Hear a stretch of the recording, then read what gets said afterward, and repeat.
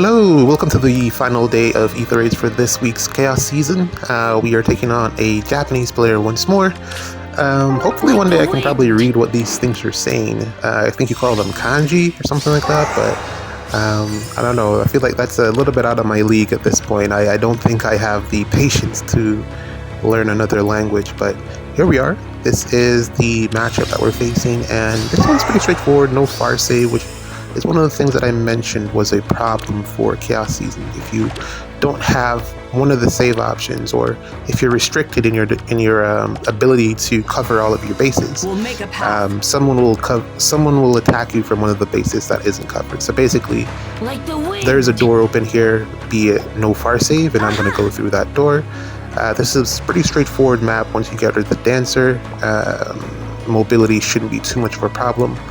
Since we have a bunch of ranged calves here.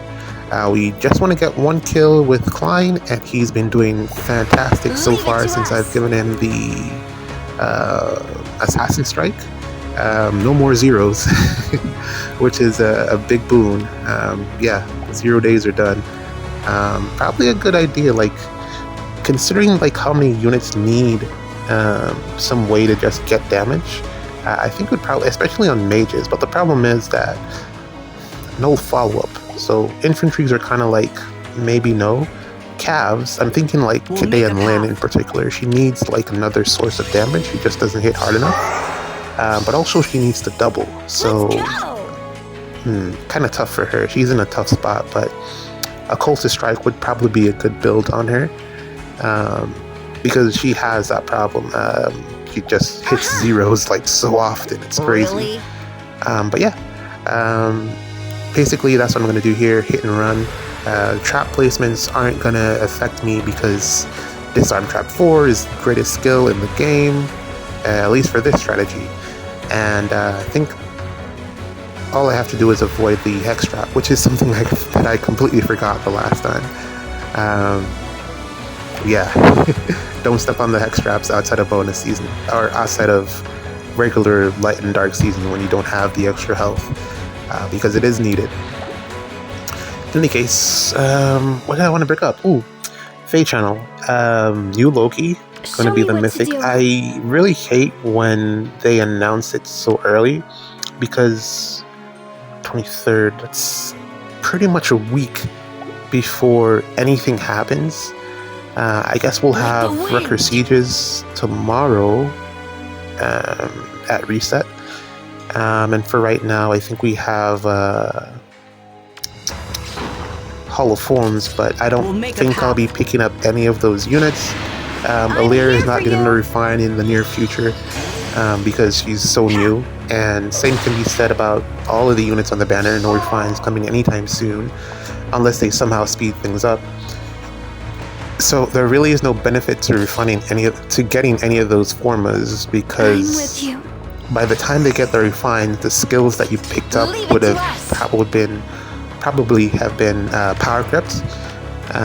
So you probably just want to pick up a copy just for like collection, or to get something unique. The only unit there that has anything unique would probably be Celine. What's his face? Alfred has that problem where you can't give the skills to, can't pass along the skills, which makes sense because it kind of goes against the whole purpose of the Hall of Forms. You don't want to be giving away the premium skills for free. So, totally understand from that standpoint, but it also ruins your Alfred if you already have one as a fodder factory. Not my favorite unit, so I don't think I'll be getting that Alfred.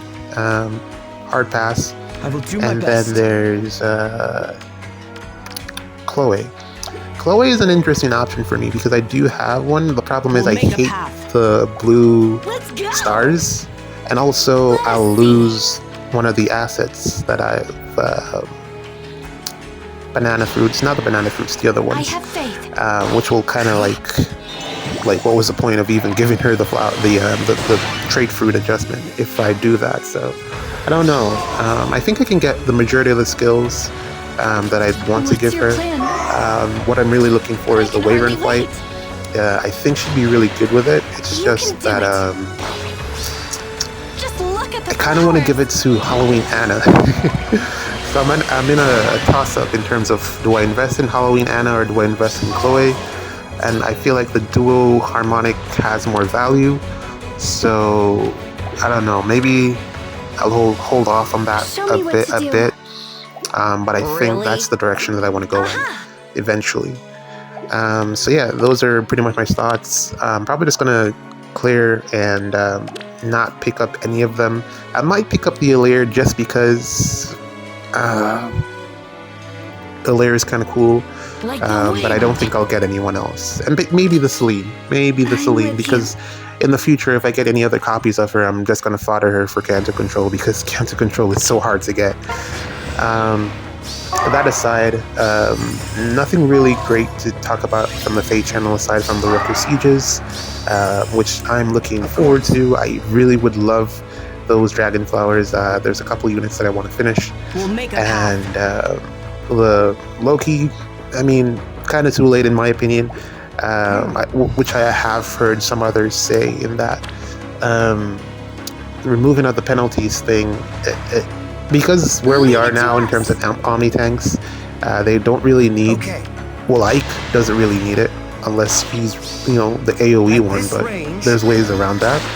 And yeah, it doesn't really have a lot of application. Loki. I'd rather run another mythic. I guess dazzling flash effects probably she works out as it relates to just another reason to have no counter disrupt. But overall, I don't see any reason to be overly hyped about her. Really? Good mythic though. Not gonna complain. Not exactly what I wanted for Dark Season, is where I leave it at, but that's it. Another Chaos Season for the books. GG's. See you again in Light Season.